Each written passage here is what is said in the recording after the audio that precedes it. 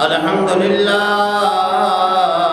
وكفى والصلاة والسلام على محمد المصطفى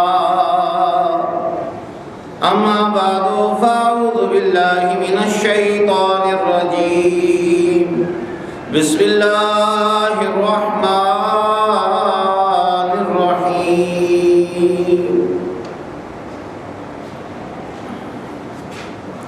إن أولياؤه إلا المتقون صدق الله مولانا العظيم رب اشرح لي صدري ويسر لي أمري واحلل عقدة من لساني يفقهوا قولي مولاي صل وسلم دائما أبدا على حبيبك خير الخلق كلهم هو الحبيب الذي ترجى شفاعته لكل حول من الأهوال مقتهم فسهل يا إلهي علينا كل صعب بحرمة سيد الأبرار سهل الصلاة والسلام عليك يا رسول الله السلام عليك يا رسول الله الصلاة والسلام عليك يا حبيب الله الصلاة والسلام عليك يا حبيب الله الصلاة والسلام عليك يا نبي الله الصلاة والسلام عليك يا نبي الله وعلى آلك وأصحابك يا نور الله وعلى آلك وأصحابك يا نور الله نويت سنة الاعتكاف نويت سنة الاعتكاف عزیزان محترم، ہماری آج کی یہ محفل اپنے وقت کے بہت بڑے ولی کامل آل رسول حضرت علامہ مولانا سید افسر علی شاہ صاحب رحمۃ اللہ علیہ، ان کی بارگاہ میں ایصال ثواب کے تحفے کے لیے یہ بیان کیا جا رہا ہے، اور ساتھ ساتھ یہ بات بھی عرض کرتا چلوں، ماں باپ کے بعد دنیا میں اگر بندے پر کسی کا احسان ہے تو آل رسول حضرت علامہ مولانا سید افسر علی شاہ صاحب رحمۃ اللہ علیہ کا ہے۔ آج ان کی زندگی کا ایک باب، ان کی خاص نصیحتیں اور حضرت علامہ مولانا سید افسر علی شاہ صاحب رحمۃ اللہ علیہ ان کی تعلیمات کا حصہ آپ کی خدمت میں عرض کرنا چاہتا ہوں، اور یہ بھی عرض کر دوں کہ حضرت بھی حضرت علامہ مولانا صاحبزادہ محمد عبدالشکور صاحب قادری رضوی نقشبندی رحمۃ اللہ علیہ سے بیعت تھے، اور قبلہ شیخ طریقت حضرت علامہ مولانا صاحبزادہ محمد عبدالشکور صاحب قادری رضوی نقشبندی گھمکولوی رحمۃ اللہ علیہ کو بھی اپنے اس مرید کامل سے بہت زیادہ محبت، بہت ہی زیادہ پیار اور بہت ہی زیادہ شفقت تھی۔ اس کا اندازہ آپ اس سے لگا لیجئے کہ جس کی نماز جنازہ اس کے شیخ طریقت، اس کے پیر و مرشد جس کی نماز جنازہ پڑھائیں، وقت کے ولی کامل پڑھائیں، اس سے اس کی چاہت کا اندازہ بھی کیا جا سکتا ہے۔ عزیزان محترم، ولایت کا حصول کیسے، آدمی ولی کیسے بنتا ہے، اللہ کا پیارا کیسے بنتا ہے، اللہ کا محبوب کیسے بنتا ہے؟ آخر وہ کون سی ایسی باتیں ہیں جن سے ولایت کا حصول ممکن ہے؟ دیکھیے، ہر کلمہ گو انسان اس کی یہ چاہت ہوتی ہے کہ میں اللہ کا دوست بن جاؤں، اگرچہ اس کے اعمال درست بھی نہیں، اس کے حالات جیسے بھی ہوں، لیکن اس کے دل میں ایک تمنا ضرور ہوتی ہے کہ میں اللہ کا دوست بن جاؤں۔ قبلہ سید افضل علی شاہ صاحب رحمۃ اللہ علیہ، آپ کی تعلیمات کا خلاصہ ہے کہ ولایت عامہ، ولایت دو طرح کی ہے، ایک ہے ولایت عامہ، ایک ہے ولایت خاصہ۔ ہر ایمان والے کو ولایت عامہ حاصل ہے۔ جس نے نبی کا کلمہ پڑھا، اللہ تعالیٰ نے اس کو اپنی دوستی کا شرف عطا فرما دیا۔ قرآن پاک میں آتا ہے اللہ ولی الذین آمنوا، اللہ عز و جل ایمان والوں کا دوست ہے۔ یہ ولایت کا پہلا قدم ہے، اور یہ نعمت کلمہ پڑھنے والوں کو حاصل ہو جاتی ہے۔ جبکہ جو ولایت خاصہ ہے، جس کو عرف عام میں ہم ولایت کہتے ہیں، اس ولایت کے حصول کے لیے انسان کو تقوی اختیار کرنا پڑتا ہے۔ سورۃ الانفال پارہ نمبر 9 آیت نمبر 34، ان اولیاء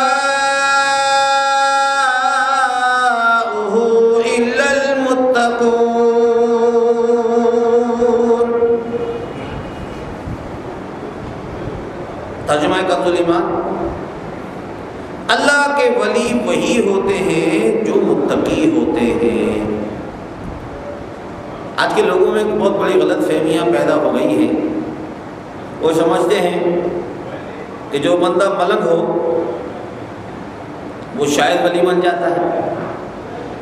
عوام کل انعام، انعام کہتے ہیں جانور کو۔ یاد رکھ لیجیے، ان کی نگاہ میں جو آدھا ننگا ہو وہ آدھا ولی، جو پورا ننگا ہو وہ پورا ولی۔ یہ ہرگز ایسا نہیں ہے۔ یاد رکھ لیجیے، ولایت و شریعت و سنت پر عمل کرنے کا دوسرا نام ہے، لیکن نفس یہ چاہتا ہے کہ میں من مرضی بھی کروں اور پھر بھی ولی بن جاؤں۔ ایسا نہیں ہو سکتا۔ کبھی بھی دوستی اور دشمنی اکٹھی نہیں ہو سکتی۔ یا تو انسان میں ایک وقت دوست ہو سکتا ہے یا دشمن ہوتا ہے۔ اللہ کی نافرمانی بھی کرتا رہے، کبیرہ گناہ بھی کرتا رہے، اللہ تعالیٰ سے یہ دشمنی ہے۔ اس لیے یہ شخص جو یہ چاہتا ہے کہ مجھے ولایت کا منصب مل جائے، اسے چاہیے کہ وہ شریعت پر احتیاط سے عمل کرے۔ آپ کے ذہن میں ایک سوال آئے گا، ڈاکٹر صاحب احتیاط کے معنی کیا ہے؟ To be on safe side, انگریزی میں کہتے ہیں to be on safe side. وہ کیسے؟ مثال کے طور پر ہماری فلائٹ ہے حج کے لیے صبح 9:45 بجے، تو ہماری کوشش یہ ہونی چاہیے کہ ہم وہاں پر 9 بجے تک ایئرپورٹ کے اندر داخل ہو جائیں اور بورڈنگ کارڈ ہمارے ہاتھ میں ہو، تاکہ ہم اطمینان کے ساتھ اپنے سفر مدینہ پر روانہ ہو سکیں۔ کیوں؟ اس لیے کہ ہم یہ رسک نہیں لینا چاہتے کہ ایسا نہ ہو کہ ہمیں دیر ہو جائے اور ہماری فلائٹ چلی جائے اور میں رہ جاؤں۔ اس کو اس لیے کہتے ہیں to be on the safe side, محتاط رہ کر عمل کرنا۔ ہم نے گھر میں 10 علماء کی دعوت کی ہے، بچوں کے امی سے کہتے ہیں کہ آپ 15 آدمیوں کا کھانا بنا لینا۔ یہ بھی ایک احتیاط ہے کہ کہیں ایسا نہ ہو کہ 10 کی جگہ 12 آ جائیں تو کوئی شرمندگی نہ اٹھانی پڑے۔ جس طرح دنیا کے کاموں میں ہم محتاط رہتے ہیں، یاد رکھ لیجیے شریعت میں اسی کو ورع اور تقویٰ کہا جاتا ہے۔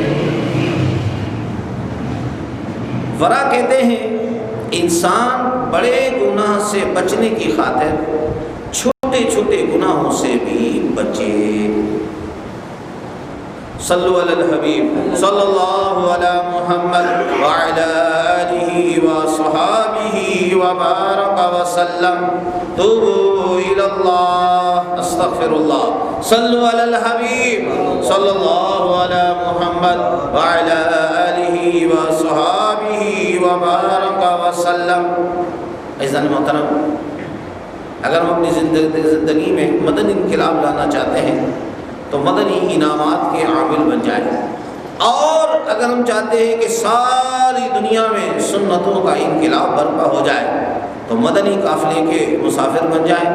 کہ دعوت اسلامی کے مدنی قافلے گاؤں گاؤں، شہر شہر، صوبہ در صوبہ، ملک در ملک سفر کرتے ہیں۔ آپ بھی دعوت اسلامی کے مدنی قافلوں کے ساتھ مل کر رائے خدا عز و جل کے مسافر بن جائیں۔ عزیزان محترم، نیکی کی پہچان، دین اسلام دین فطرت ہے۔ اس دین کو سمجھنا بہت آسان ہے، یہاں تک کہ وہ بچہ جس نے کبھی کسی اسکول میں، کالج میں، یونیورسٹی میں داخلہ نہ لیا ہو، ہم کہتے ہیں یہ ان پڑھ ہے، یاد رکھیں وہ بھی دین سمجھ سکتا ہے۔ اللہ تبارک و تعالیٰ نے اس میں فطری سمجھ رکھی ہے، چاہے اس کے پاس کتابی علم نہ ہو۔ نواس بن سمان رضی اللہ تعالیٰ عنہ سے روایت ہے کہ میرے اور آپ کے آقا و مولا مکی مدنی مصطفیٰ صلی اللہ علیہ وسلم سے روایت ہے، نبی کریم علیہ الصلوۃ والسلام نے فرمایا کہ نیکی اور بدی کی پہچان کیا ہے؟ ارشاد فرمایا، نیکی اچھے اخلاق کا دوسرا نام ہے۔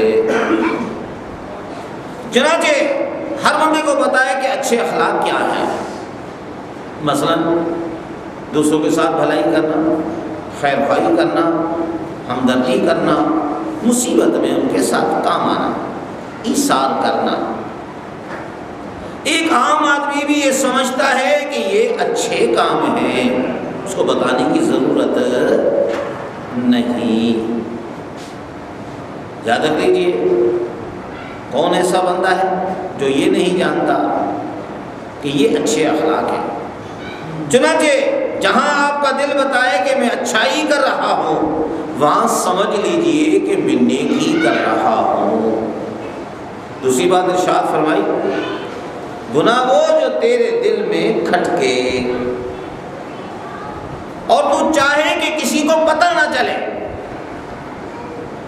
یہ بڑی غور طلب بات ہے کہ جس بات کے دل میں چبن پیدا ہو جائے اور انسان اس کو دوسروں سے چھپائے، یہ گناہ کا دوسرا نام ہے۔ کئی مرتبہ ہم ایسا کرتے ہیں کہ اسے ہم دوسروں سے چھپاتے ہیں تاکہ کسی کو پتہ نہ چل سکے۔ جب کام کرتے ہوئے دل میں یہ بات پیدا ہو کہ کہیں دوسروں کو پتہ نہ چل جائے تو سمجھ لیں کہ دل میں کچھ کالا ہے۔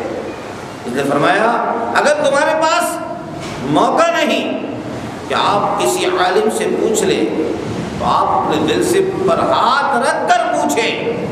جب دل کو دھڑکتا ہوا پائیں اور دل چاہے کہ کسی کو پتہ نہ چلے تو پھر سمجھ لیں کہ یہ گناہ کا کام ہے۔ کہ کس قدر آسان پہچان ہے۔ بکریوں کا چرانے والا جس کی عمر ویرانے میں گزرتی ہے، اس کو علماء کی صحبت کبھی میسر نہیں ہوئی، لیکن نیکی اور بدی کی پہچان اس کو بھی حاصل ہوتی ہے۔ تین انمول باتیں ہیں جو امام حسن بصری رحمۃ اللہ علیہ نے ارشاد فرمائی۔ پہلی بات آپ فرماتے ہیں، ایسا ورع، ایسی احتیاط جو اس کو حرام سے روک دے، یعنی طبیعت کے اندر اتنی احتیاط آ جائے کہ انسان حرام کاموں سے بچ جائے۔ دل کی کیفیت ایسی ہو کہ انسان اس بات کا فیصلہ کرے کہ میں نے اپنے پروردگار کو ناراض نہیں کرنا۔ جب یہ کیفیت ہو جائے گی تو انسان گناہوں سے بچ جائے گا۔ دوسری بات یہ ہے کہ ایسا وقار جو انسان کو جہالت کے کاموں سے روکے۔ انسان کے اندر ایک وقار ہوتا ہے، جو اچھے لوگ ہوتے ہیں وہ باوقار زندگی گزارتے ہیں، وہ گھٹیا کام نہیں کرتے، وہ تنگی اور نقصان اٹھا لیتے ہیں، مگر وہ کوئی ایسا کام نہیں کرتے جو وقار کے منافی ہو۔ بہت سے دنیا دار لوگوں کو دیکھا کہ ان کی زندگی اتنی دیندار نہیں ہوتی مگر وہ باوقار ہوتے ہیں۔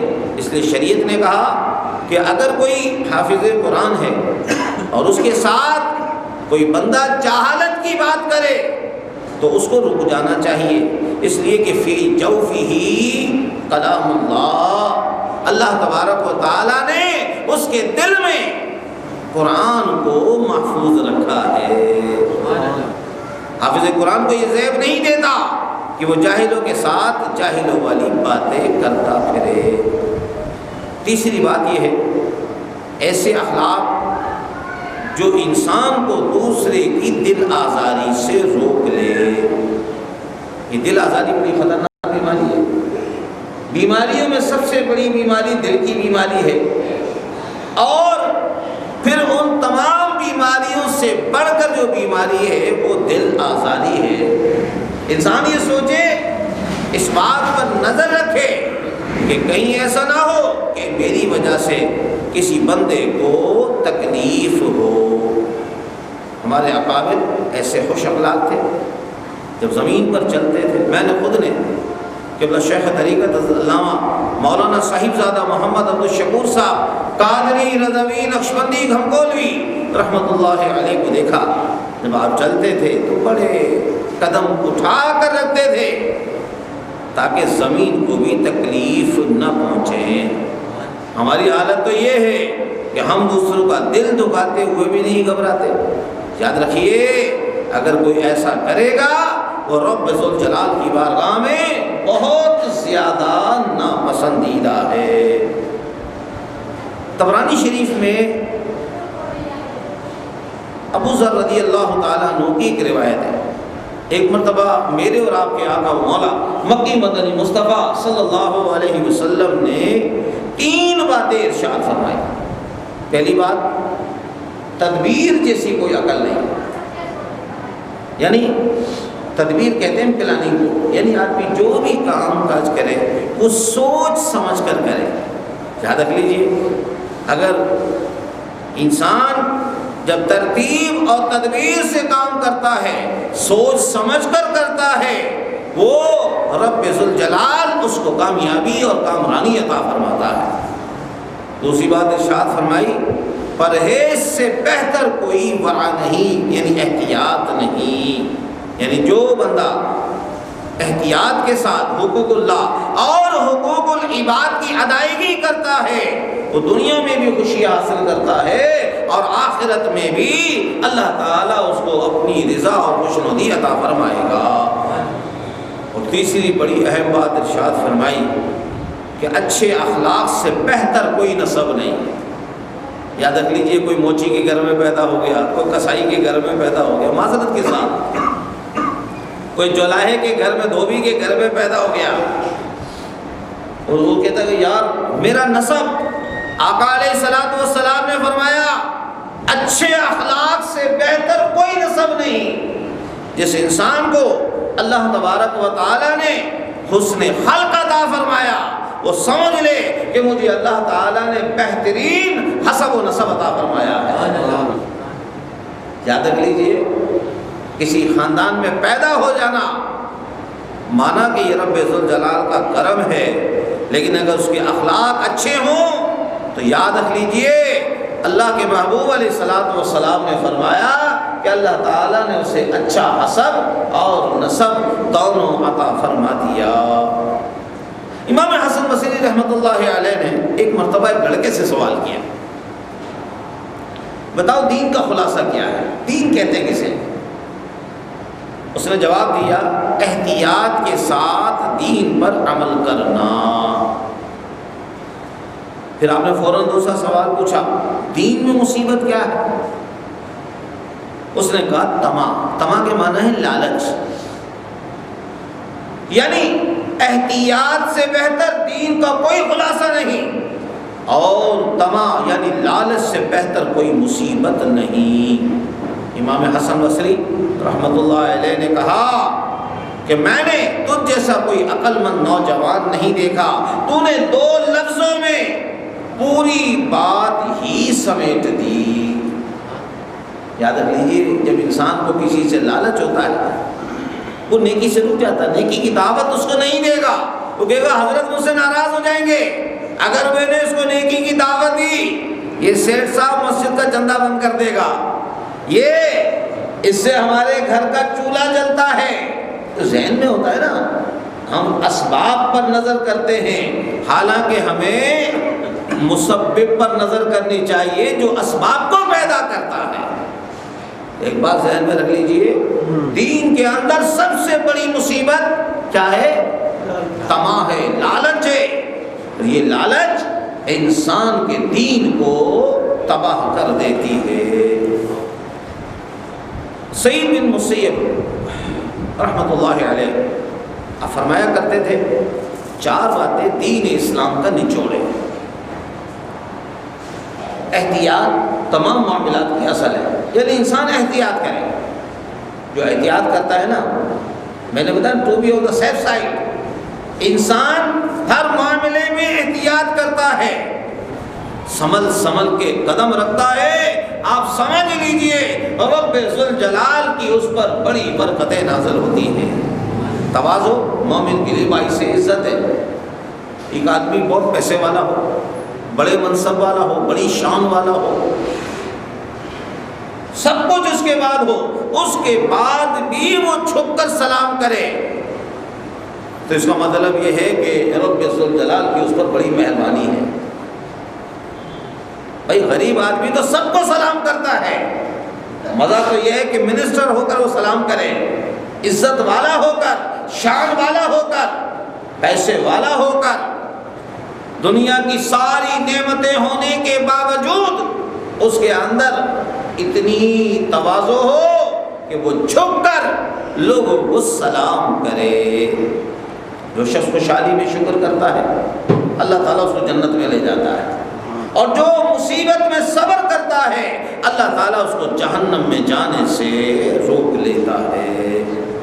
آدمی کے اندر یہ چاروں صفات ہوں، احتیاط بھی ہو، تواضع بھی ہو یعنی عاجزی انکساری ہو، اور شکر بھی ہو، اور ساتھ میں اگر کوئی پریشانی آ جائے تو مصیبت میں انسان اگر صبر بھی کرے اللہ تبارک و تعالی اس کو بہت ساری برکتیں عطا فرماتا ہے۔ اذن محترم، ہمارے اکابر اہل سنت نے احتیاط کے 4 درجات بیان فرمائے۔ کتنے درجات؟ 4۔ ایک عوام ہے،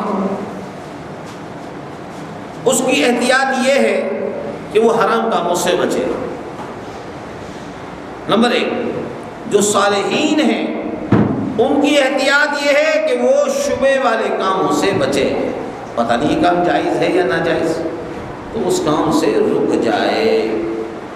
اور متقین کی احتیاط یہ ہے کہ وہ حرام کے خوف سے حلال کو بھی چھوڑ دے۔ اس کے کئی واقعات ہیں اس کے اوپر۔ اور صدیقین کی احتیاط یہ ہے کہ وہ ہر اس چیز کو چھوڑ دے جو اللہ کے لیے نہ ہو۔ اب اس چھوٹی سی ایک مثال دے دوں اس کی۔ ہم نماز پڑھتے ہیں لوگوں کے سامنے کیسے خشوع اور خضوع کے ساتھ بڑے فرسٹ کلاس طریقے سے پڑھتے ہیں، لیکن یہی نماز اگر ہم تنہائی میں پڑھیں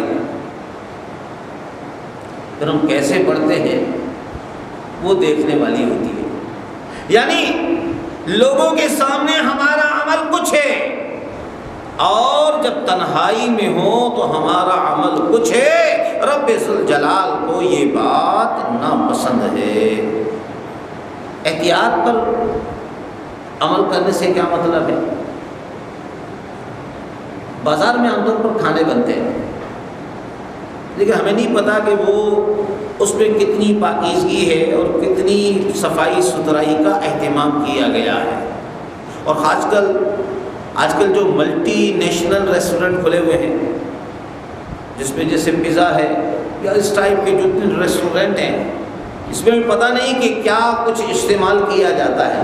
چلیں ہم حرام کا فتویٰ نہیں دیتے اس پر، لیکن ایک بات ذہن میں رکھ لیجئے کہ اگر کوئی بندہ اس نیت سے ایسے ہوٹل کا کھانا چھوڑ دے کہ یار پتہ نہیں اس میں کوئی احتیاط بھی کی گئی ہے یا نہیں کی گئی، تو ایسا شخص جو ہے وہ محتاط کہلائے گا۔ یاد رکھ لیجئے احتیاط اسی میں ہے کہ انسان ایسی چیزوں کو نہ کھائے۔ اپنے گھر میں جب کھانا کھائے تو اپنے بچوں کے ہاتھ سے جو باوضو ہو کر صفائی ستھرائی کا اہتمام کرتے ہوئے جب وہ کھانا بنائیں گے اور وہ کھانا کھائے گا، اس کا ہر لقمہ رب ذوالجلال اس کے پیٹ میں نور بن کر داخل کرے گا۔ دوسری مثال یہ کہ انسان بازار میں گھومتا ہے، بازار میں مرد بھی ہوتے ہیں، عورتیں بھی ہوتی ہیں۔ اب انسان اس نگاہ سے، اس نیت سے انسان اوپر نگاہ نہ اٹھائے، یہ محتاط رہنے کا ہے کہ کہیں میری نگاہ کسی عورت پر نہ پڑ جائے، غیر محرم پر نہ پڑ جائے۔ تو عزیزان محترم، اس کو ہم کہیں گے کہ یہ شخص to be on the safe side, یہ شخص محتاط ہے اور اس نے بڑی احتیاط سے کام لیا ہے کہ اس نے اپنی نگاہوں کا قفل مدینہ لگایا ہے۔ کسی نے سوال کیا بیدار کی زندگی کیسے؟ ہم بیدار کیسے ہو سکتے ہیں؟ یاد رکھ لیجئے جس کے دل میں دنیا کی محبت ہو اس کے دل میں احتیاط داخل نہیں ہو سکتی۔ جب انسان فیصلہ کر لے کہ میں نے رب کے لیے زندگی گزارنی ہے، کس کے لیے زندگی گزارنی ہے؟ رب کے لیے زندگی گزارنی ہے، تو پھر اس کے لیے احتیاط پر عمل کرنا آسان ہوگا، خلاف شرع کام کو چھوڑنا وہ بھی آسان ہو جائے گا۔ یاد رکھ لیجئے یہ بندے کی بیداری ہوتی ہے، ورنہ اکثر و بیشتر انسان نیند میں وقت گزارنا ہوتا ہے۔ جب عیش ہوتے ہیں نا، آرام ہوتا ہے، ہر چیز کی فرمانی ہوتی ہے، انسان کو آخرت کی فکر تک نہیں ہوتی، وہ کہتا ہے یہ حالات ہمیشہ ایک جیسے رہیں گے۔ لیکن یاد رکھ لیجئے بیداری کی زندگی اس وقت نصیب ہوتی ہے جب زندگی کی قدر و قیمت کا اسے احساس ہوتا ہے۔ ایک انگریز نے ایک بڑی پیاری بات لکھی ہے کتاب میں، suddenly I realize that the days coming and going are my life۔ اچانک مجھے احساس ہوا کہ یہ جو دن آ رہے ہیں اور جا رہے ہیں یہی میری زندگی ہے۔ انسان دیکھ لیجئے ہماری زندگی کیا ہے، سفر کا یہ کون سا ہفتہ چل رہا ہے؟ دوسرا ہفتہ چل رہا ہے۔ اب اندازہ لگا لیجئے کہ آج سفر المظفر کی کون سی تاریخ ہے؟ 12 تاریخ ہے، 1436 سنہ ہجری ہے۔ ابھی لوگ حج کر کے آئے ہیں اور اب حج کی تیاریاں ہو رہی ہیں۔ اب اندازہ لگا لیجئے یہاں تو سال قرب قیامت کی نشانیوں میں سے ایک نشانی یہ بھی ہے کہ سال ایسے گزرے گا جیسے مہینہ ایسے گزرے گا جیسے ہفتہ، اور ہفتہ ایسے گزرے گا جیسے دن، اور دن ایسے گزرے گا جیسے گھنٹہ۔ جمعے سے جمعہ، ابھی تو جمعہ گزرا ہے، پھر جمعہ آ گیا، بھائی ابھی تو رمضان المبارک کا مہینہ آیا تھا، پھر رمضان المبارک کی تیاری شروع ہو چکی ہے۔ شاید آپ کو اندازہ نہ ہو، ہم کل بیٹھ کر ایک پلاننگ کر رہے تھے کہ رمضان المبارک کی تیاری کیسے کرنی ہے۔ کہیں گے یار ڈاکٹر صاحب ابھی تو رمضان شریف میں 8 مہینے باقی ہیں، یہ 8 مہینے گزرتے ہوئے کیا پتہ چلتا ہے؟ صحابہ کرام کا طریقہ تھا 6 مہینے پہلے وہ رمضان المبارک کی آمد کی دعا کیا کرتے تھے، اور جب 6 مہینے رمضان شریف کا مہینہ گزر جاتا تو وہ 6 مہینے اس کی قبولیت کی دعا کرتے تھے۔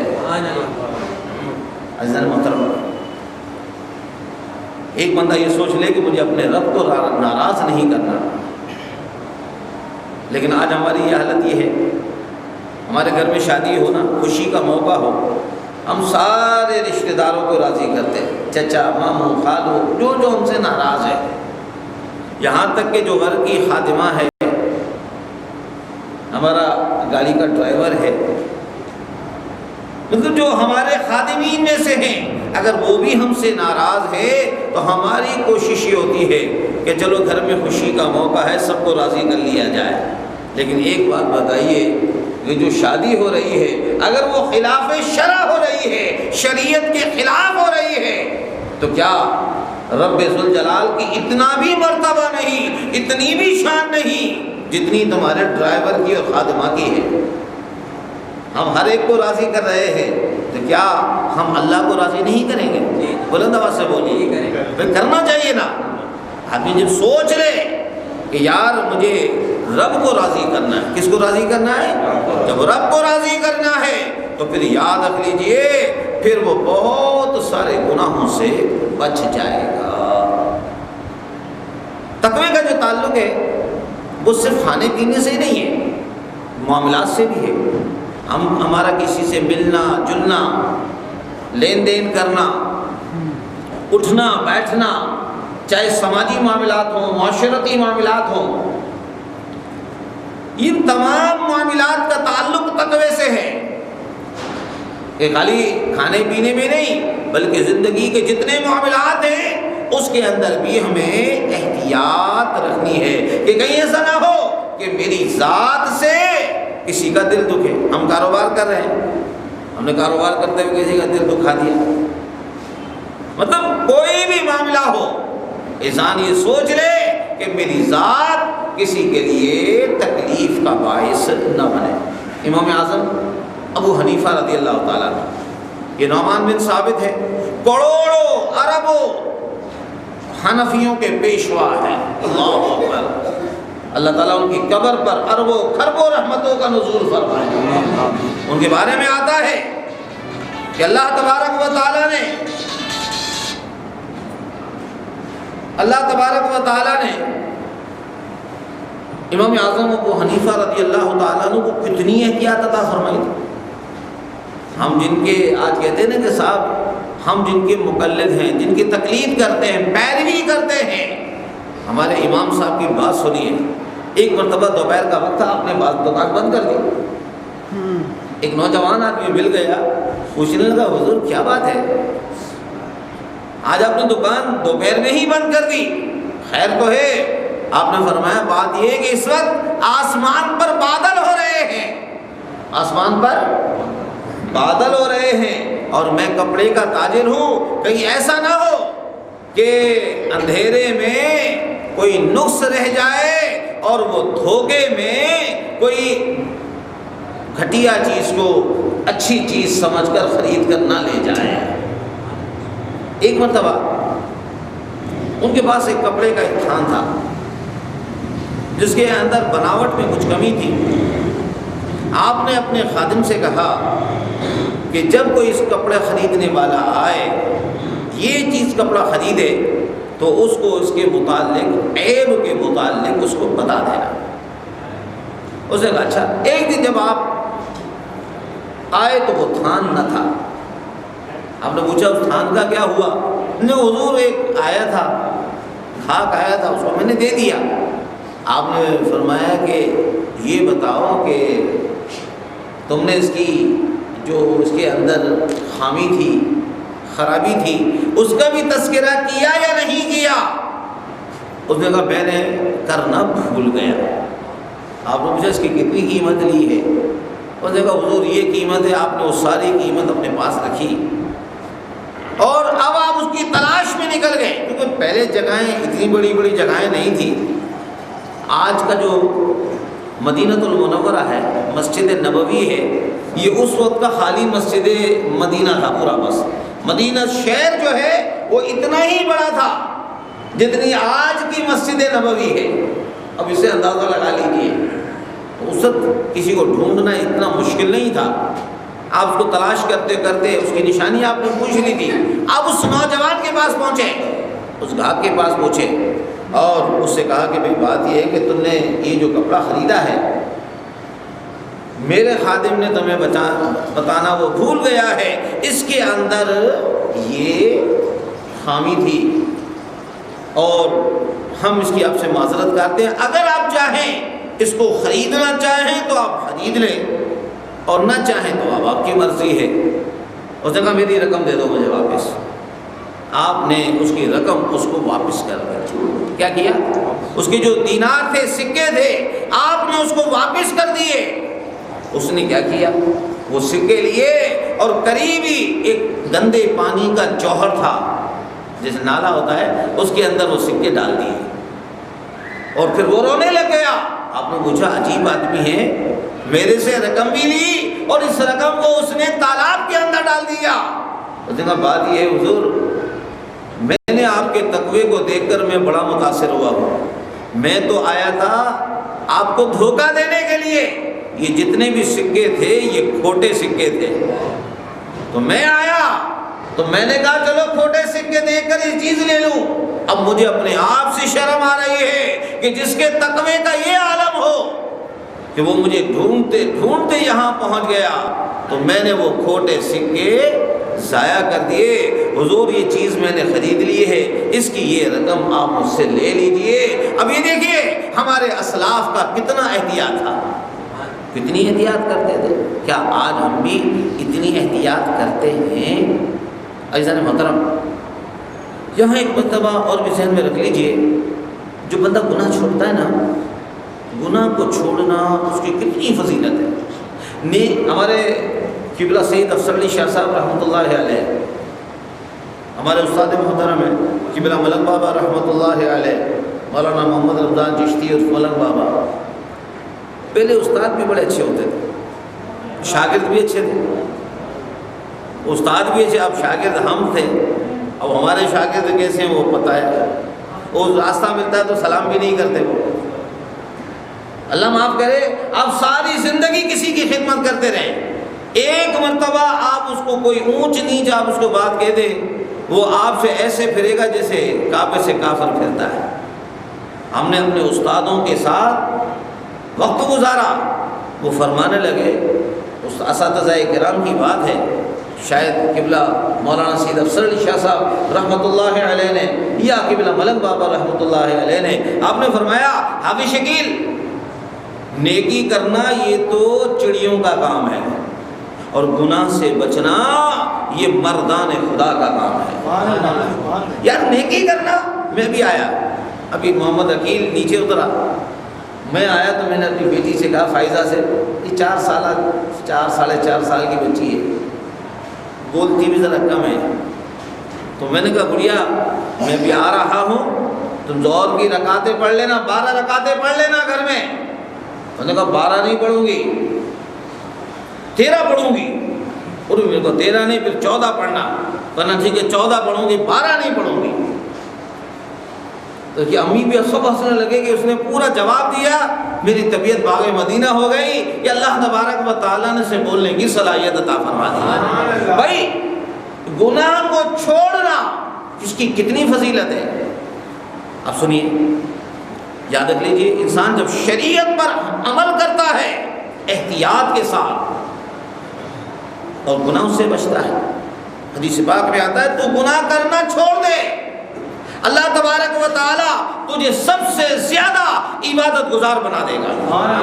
نعرہ تکبیر، اللہ اکبر، نعرہ رسالت، یا رسول اللہ. آج نہیں تو کل بدل. ایک ہوتا ہے دوڑ دوڑ کر نفلیں پڑھنا، ساری رات نفلیں پڑھ رہا ہے، خانہ کعبہ کا طواف کر رہا ہے، تسبیحات پڑھ رہا ہے، معذرت کے ساتھ نمازیں پڑھ رہا ہے، طواف کر رہا ہے. بہت اچھی بات ہے، گناہ کا کام نہیں ہے.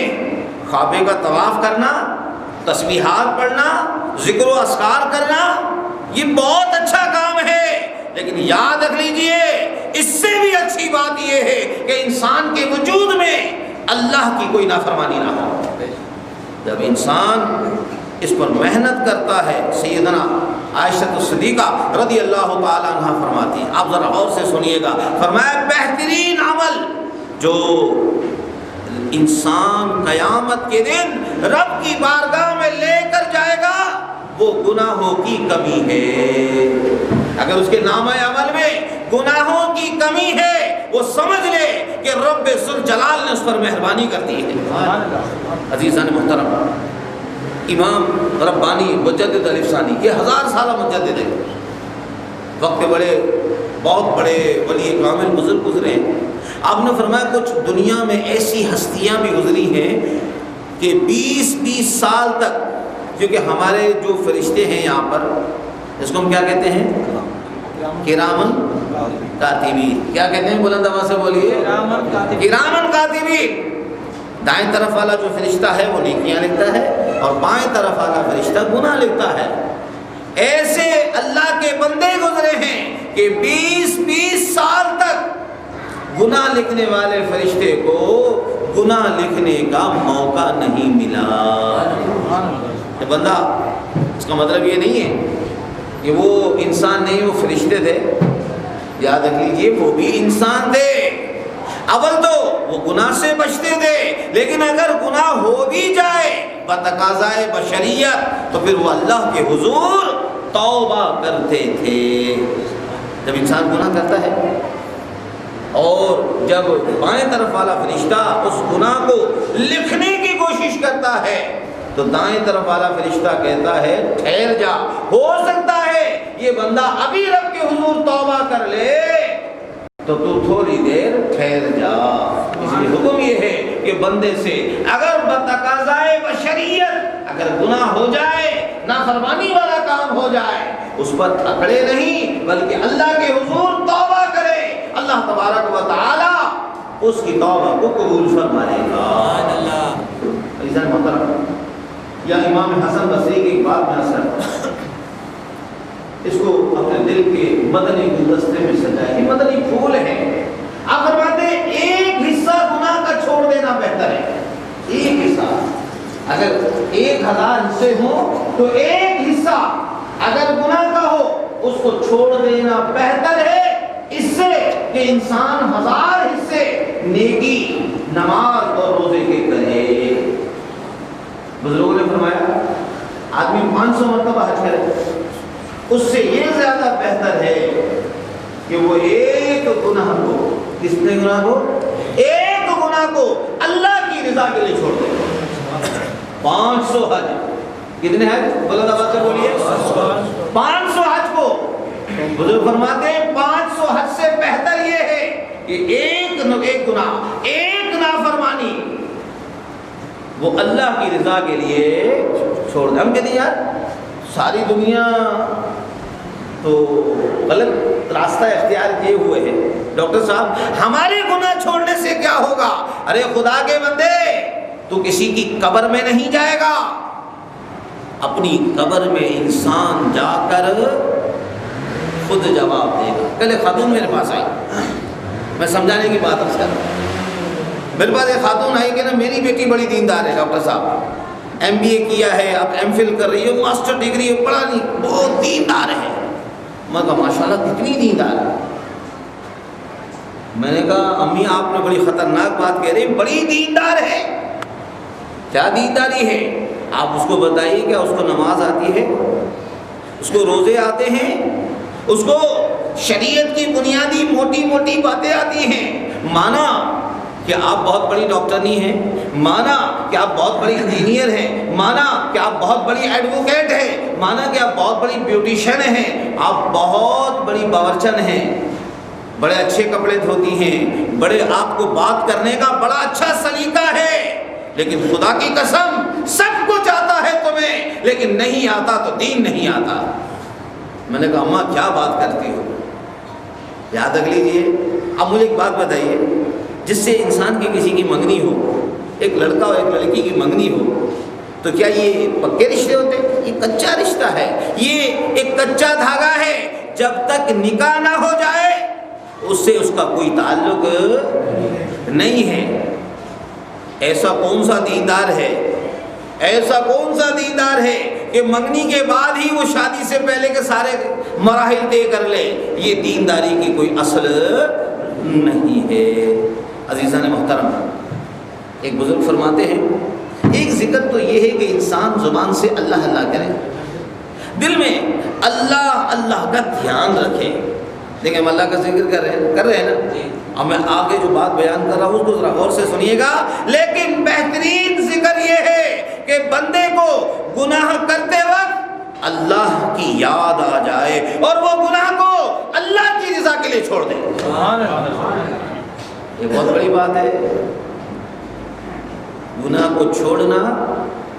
ہمارے ایک صاحب ہمارے پاس یہاں پر جمعے کے بیان میں آتے تھے، کوئی دبئی چلے گئے، یہاں بیان ہو رہا تھا، اسی قسم کا بیان چل رہا تھا گناہ کو چھوڑنے کے حوالے سے۔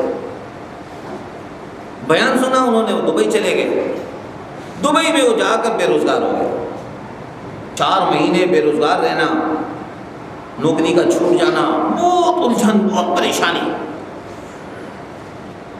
میرے پاس وہ آئے 6 مہینے کے بعد، کہنے کا ڈاکٹر صاحب میں آپ کو ایک بات سناؤں، آپ کو شاید اس چیز کا علم بھی نہ ہو، اب یہ بیان ہو رہا ہے نا، آپ بھی سن رہے ہیں، میری مائیں بہنیں بچیاں بھی سن رہی ہیں، اور انٹرنیٹ کے ذریعے پوری دنیا سنتی ہے۔ یاد رکھ لیجئے، اگر کوئی یہاں رہ کر بھی نہ سنے، اس کے پاس وقت نہ ہو، جب بیان ہو رہا ہوتا ہے ہماری مائیں بہنیں بچیوں کو نہلا رہی ہوتی ہیں، صفائی کر رہی ہوتی ہیں، کھانا بنا رہی ہوتی ہیں، یار پورا ہفتہ تو آپ نے کام کاج میں گزارا، 1 گھنٹہ تو اللہ کے لیے دے دو، کچھ تو سیکھو۔ وہ صاحب کہنے لگے ڈاکٹر صاحب میں گیا، میں بے روزگار ہو گیا، کھانے دانے دانے کا محتاج ہو گیا، میں بڑا پریشان تھا۔ جب میں پریشان تھا میں نے اپنی سیویاں جو ہیں وہ ایئرپورٹ پر بھی دی، کئی جگہوں پر دی، پڑھا لکھا تھا، دنیا کی بہترین تعلیمات تھی، اس نے وہ دے دی ڈگری، لیکن کہ مجھے کہیں سے بھی نوکری نہیں ملی، میں بہت پریشان تھا۔ میں ایک راستے سے گزرا، ایک وہاں کی جو خاتون تھی اس نے مجھے گناہ کی دعوت دی، گناہ کی دعوت دی، وہ بھی کوئی بہت بڑی رئیسہ خاتون تھی، امیر کبیر خاتون تھی، اس نے اس کو گناہ کی دعوت دی۔ اس نے کہا ایسا کرو تم میرے کے ساتھ اس گناہ کرنے پر آمادہ ہو جاؤ، میں تمہیں مال بھی دوں گی اور مال کے ساتھ ساتھ میں تمہیں نوکری بھی دلوا دوں گی۔ عزیزان محترم، اس نے کہا کہ ڈاکٹر صاحب دل میں خیال تو آیا کہ مال بھی مل رہا ہے، یہاں تو ہمارے یہاں تو روپے ملتے ہیں، وہاں درہم ملتے ہیں، یہاں اور وہاں نوکری بھی مل رہی ہے، مال بھی مل رہا ہے اور شیطانیت والے مزے بھی مل رہے ہیں۔ اس نے کہا ڈاکٹر صاحب لیکن میں آپ کا بیان سن کر گیا تھا یہاں پر، کیا بیان سنا تھا کہ جو گناہ کو چھوڑ دیتا ہے رب ذوالجلال اس کو اپنا محبوب بنا لیتا ہے۔ نعرہ تکبیر، نعرہ رسالت، جناب قبلہ ڈاکٹر حافظ محمد شکیل صاحب نقشبندی قادری بلبل مدینہ خطیب پاکستان۔ حضرت محترم اس نے ایسا ہی کیا، اس نے گناہ سے باز آ گیا، یعنی گناہ کرتے وقت اگر اس کو اللہ کی یاد آ جائے اور وہ اللہ کی رضا کے لیے اس گناہ سے رک جائے، اصل میں کمال تو یہ ہے، یہ کمال ہے۔ یاد رکھیے، آج ہمارے طلباء کہتے ہیں ڈاکٹر صاحب ہمیں قرآن یاد نہیں ہوتا۔ میں آج کل جب سے میں حج سے آیا ہوں تحدیث نعمت کے طور پر بات کرتا ہوں، آج کل صبح 10 بجے گھر سے نکلتے ہیں، رات کو 10 بجے گھر میں داخل ہوتے ہیں۔ آج جمعہ کا دن ہے، آج جمعہ پڑھ کر گھر جائیں گے، آج بیٹھ کر بچوں کے ساتھ بیٹھ کر کھانا کھائیں گے۔ حالانکہ گھر میرا یہاں سے کوئی 6 میل کے فاصلے پر نہیں ہے، 5 منٹ کا فاصلہ ہے۔ میرے پاس اللہ کے فضل و کرم سے سواری بھی موجود ہے، سواری چلانا بھی آتی ہے، تو میں بیٹھتا ہوں یہاں پر اللہ کی رضا کے لیے، کسی بندے کے لیے نہیں، اپنا دنیا کے لیے بھی نہیں بیٹھتا، یہ بھی میں عرض کرتا ہوں۔ آپ یقین کریں میں اگر نہ بیٹھوں تو میرا دنیا کا کوئی نقصان نہیں ہے، اور بیٹھوں تو دنیا کا کوئی فائدہ نہیں ہے، ہاں بیٹھنے سے میرا رب مجھ سے راضی ہوتا ہے۔ کیوں کہ جتنی دیر میں یہاں بیٹھا رہوں گا، قرآن پڑھا جا رہا ہے، قرآن پڑھانے والے قرآن پڑھا رہے ہیں، اللہ کی رحمتیں نازل ہو رہی ہیں، اور اس رحمتوں کے سمندر میں ہم غوطہ لگا رہے ہیں۔ بات یہ ہے کہ بچے آج کل کہتے ہیں ڈاکٹر صاحب ہمیں قرآن یاد نہیں ہوتا، بھول جاتے ہیں۔ میں نے بڑا غور کیا، جب مجھ سے کوئی سوال کرتا ہے نا تو میں اس سوال پر بڑا غور کرتا ہوں، بھئی آخر اس کی وجہ کیا ہے؟ آج اس بچے کو سبق، اس کو اچھی انگلش بولتا ہے، اچھی اردو بولتا ہے، اچھی یادداشت ہے، سب کچھ اس کے پاس ہے، لیکن قرآن اس کو یاد نہیں ہو رہا۔ آخر کیوں؟ عزیزان محترم ذرا غور کیجئے گا، جو بندہ تقوی اختیار کرتا ہے، پرہیزگاری اختیار کرتا ہے، ذرا غور کیجئے گا، جو بندہ کیا کرتا ہے؟ تقوی اختیار کرتا ہے، احتیاط کرتا ہے، گناہوں سے بچتا ہے، اللہ اور اس کے رسول کو راضی کرتا ہے۔ آپ کو پتا ہے قرآن کیا کہتا ہے؟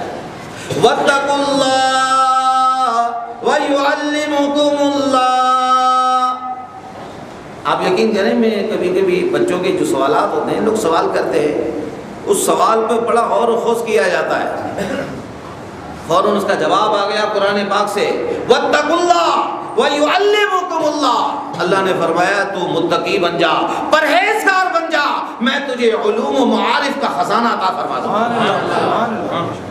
یہ قرآن کی آیت ہے،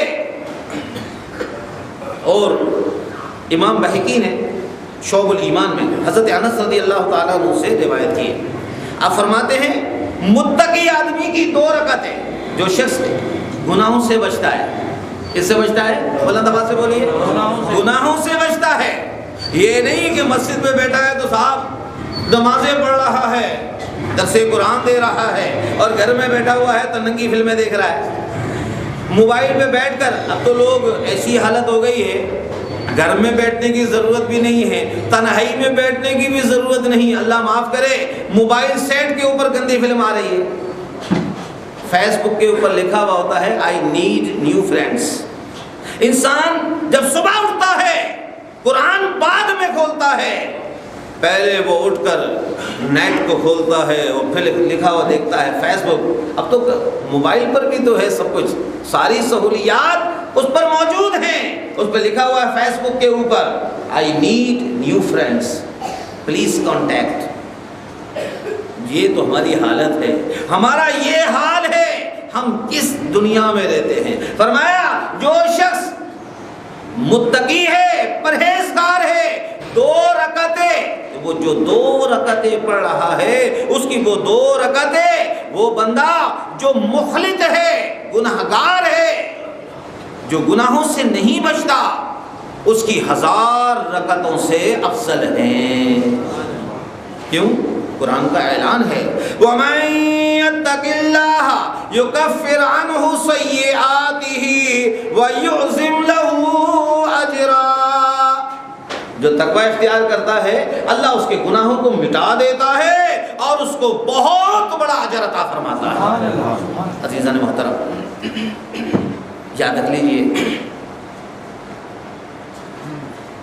ایک من مٹی ایک من ہوتی ہے، ایک من سونا ایک من سونا ہوتا ہے، ایک من لوہا ایک من لوہا ہوتا ہے۔ ایک من مٹی کی قیمت اور ہوتی ہے، ایک من لوہے کی قیمت اور ہوتی ہے، ایک من سونے کی قیمت اور ہوتی ہے۔ عام آدمی کے عمل پر اگر مٹی اور لوہے کی قیمت لگائیں گے تو جو اللہ کا متقی بندہ ہے، پرہیزگار بندہ ہے، اس کے اعمال پر سونے کی قیمت لگائیں گے۔ بہت سارے تو ایسے لوگ ہیں، میرے اور آپ کے آقا و مولا مکی مدنی مصطفیٰ صلی اللہ علیہ وسلم نے فرمایا بندہ روزہ رکھتا ہے، کیا رکھتا ہے؟ بلند آواز سے بولیے، روزہ رکھتا ہے، سارا دن بھوکا اور پیاسا رہا، گناہوں سے نہیں بچا، گالی بھی دیتا رہا، غیبت بھی کرتا رہا، چغلی بھی کھاتا رہا، دھوکہ بھی دیتا رہا، فرمایا روزہ بھی رکھا تھا لیکن گناہوں سے نہیں بچا، اللہ تبارک و تعالیٰ کو اس کے روزے کی کوئی حاجت نہیں، اس کا روزہ لپیٹ کر اس کے منہ پر مار دیا جاتا ہے۔ عزیزان محترم، تو فرمایا اس کو تو مٹی کی قیمت بھی نہیں ملے گی۔ عزیزان محترم، میں یہاں پر آخری بات میں عرض کرتا ہوں اور ذرا وہ سننے سے تعلق رکھتی ہے۔ دیکھیے اللہ تعالیٰ نے ہمیں آج موقع دیا ہے، آج کی یہ محفل حضرت علامہ مولانا سید افضل علی شاہ صاحب رحمۃ اللہ علیہ کی یاد میں ہے۔ ان کا اس سے مقدس 17 سفر المظفر یعنی اس تاریخ منگل کے دن انشاءاللہ عز و جل ہوگا، کل شریف ہوں گے۔ ان کی اصال ثواب کے لیے ہم نے بھی تحفہ پیش کیا ہے کہ بادشاہوں، اچھا ان کو بادشاہوں کو ضرورت نہیں ہوتی، ہمارے غوث اعظم کو ہماری خیرات کی ضرورت نہیں، خدا کی قسم۔ وہ کیوں؟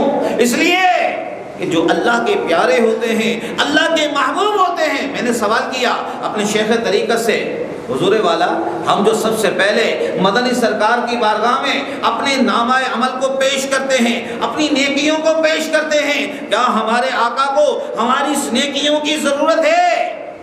تو قبلہ شیخ طریقت حضرت علامہ مولانا صاحبزادہ محمد عبد الشکور صاحب قادری رضوی نقشبندی گھمکولوی رحمۃ اللہ علیہ، آپ فرمانے لگے ڈاکٹر صاحب آپ تو یہ بات کرتے ہیں، ہم تو حضرت جبرائیل علیہ السلام، حضرت اسرائیل علیہ السلام، میکائیل علیہ السلام، اسرافیل علیہ السلام، امام جلال الدین سیوطی شافعی رحمۃ اللہ علیہ نے الاتقان کے اندر لکھا ہے کہ جب انسان کوئی بھی نیک عمل کرے تو اللہ کے سارے محبوب و مقبول بندوں کی بارگاہ میں اس عمل کو پیش کرے۔ کیوں؟ اس لیے اگرچہ ان کو ضرورت نہیں ہے، لیکن جب کوئی کسی بادشاہ کے دربار میں کوئی نذرانہ پیش کرتا ہے، یاد رکھ لیجئے جب بادشاہ اس نذرانے کو قبول کرے گا تو پھر وہ اس کا بہترین نعم البدل اس کو عطا فرمائے گا۔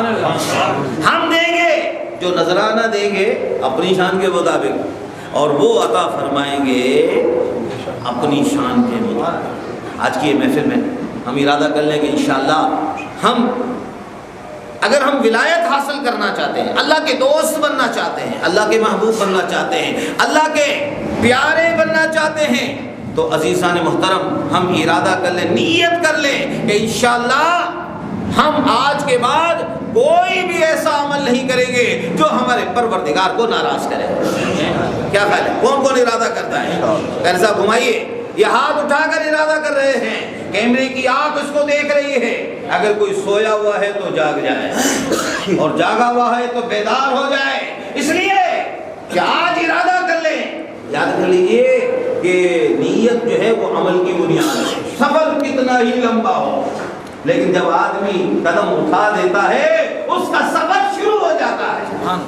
ہم نے ارادہ کر لیا کہ ہم گناہ نہیں کریں گے، نہیں کریں گے نا، اللہ کی نافرمانی نہیں کریں گے، اللہ اس کے رسول کو ہر دم راضی کرنے کی کوشش کریں گے۔ یاد رکھ لیجیے امام ربانی مجدد علی ثانی رحمۃ اللہ علیہ نے اپنے مکتوبات شریف میں ہمارے شیخ طریقت حضرت علامہ مولانا صاحبزادہ محمد عبد الشکور صاحب قادری رضوی نقشبندی گھمکولوی رحمۃ اللہ علیہ، آپ فرماتے تھے ڈاکٹر صاحب مکتوبات شریف کو پڑھیے۔ مکتوبات کیا ہیں؟ خطوط ہیں۔ امام مجدد علی ثانی رحمۃ اللہ علیہ نے اپنے مریدین کو خطوط لکھے ہیں۔ پہلے انٹرنیٹ کا تو سلسلہ نہیں تھا، لوگ دور دراز رہتے تھے تو مرشد کامل قلم اٹھاتے اور کاغذ کے اوپر جو تحریر لکھتے، وہ تحریر کبھی مشرق میں جا رہی ہے، کبھی مغرب میں جا رہی ہے، کبھی شمال میں جا رہی ہے، کبھی جنوب میں جا رہی ہے، اور وہاں پہ جتنے مریدین ہیں وہ سب کے سب اس سے فیضیاب ہو رہے ہیں۔ تو امام مجدد علی ثانی رحمۃ اللہ علیہ کی بات اسی پہ بیان ختم ہوگا۔ آپ نے فرمایا اے دوست، دیکھیں کتنا پیارا خطاب ہے، اے دوست میں نے تجھے منزل کا پتہ بتا دیا، میں نے تجھے منزل کا پتہ بتا دیا، اگرچہ میں نہیں پہنچ سکا، عاجزی کے طور پر عرض کرے، میں نے تجھے منزل کا پتہ بتا دیا، اگرچہ میں نہیں پہنچ سکا، ہو سکتا ہے کہ اللہ تعالیٰ تجھے پہنچا دے. بڑی بات ہے. معززان محترم، ایک بس ہم اللہ اس کے رسول کی نافرمانی سے اپنے آپ کو بچائیں گے. اور یاد رکھ لیجئے، اگر ہم یہ چاہتے ہیں کہ اللہ تعالیٰ ہمیں اپنا پیارا بنا لے، ہمیں اپنا محبوب بنا لے، ہماری دنیا اور آخرت اچھی ہو جائے، تب بہتر to be on the safe side. اپنے آپ کو احتیاط کے ساتھ رکھیں، کوئی بھی مشتبہ چیز کے نزدیک نہ جائیں، گناہ کے نزدیک نہ جائیں. اور یاد رکھ لیجئے، جب اللہ اور اس کے رسول کی نافرمانی سے بچیں گے، جیسے میں نے قبلہ سید افسر علی شاہ صاحب رحمۃ اللہ علیہ کی بات عرض کی، آپ نے فرمایا حافظ شکیل، نیکیاں تو چڑیوں کے بچے بھی کر لیتے ہیں، ارے گناہوں سے بچنا یہ مردان خدا کا کام ہے. بھائی چھوٹے چھوٹے بچے، یہ بچے بیٹھے ہوئے نا، یہ چھوٹے چھوٹے بچے 4 سال کے بچے یہ روزہ رکھتے ہیں نا روزہ.